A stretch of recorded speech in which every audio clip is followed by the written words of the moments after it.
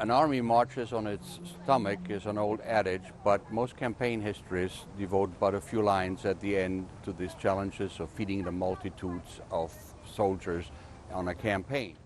Yet, a look at the numbers of troops arrayed outside Yorktown shows that its victorious conclusion on 19 October constitutes as much an extraordinary victory of logistics as an extraordinary victory of arms. Why? For 6-7 weeks in the fall of 1781, Yorktown was the largest city in the United States.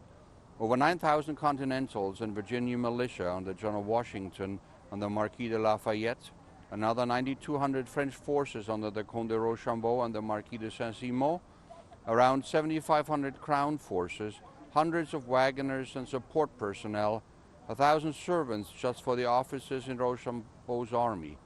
You add it all up and pretty soon you have 27,000 or 28,000 people gathered at Yorktown, more than lived in the city of Philadelphia, then the capital of the United States. The vast amounts of food consumed by such large numbers of men in a state devastated by months of warfare and in the midst of a cattle plague challenged the resourcefulness of the quartermaster departments.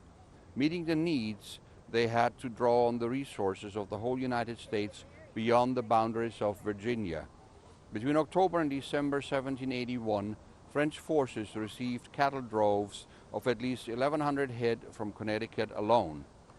But Virginia contributed her share as well.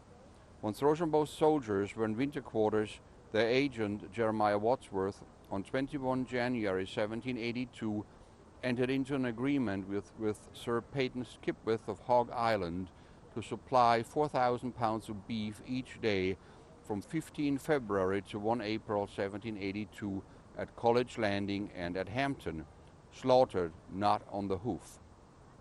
At an average usable weight of 400 pounds per head, that's 10 head per day for about 4,000 men, or 1 pound per day. But Skipwith is only one of his suppliers.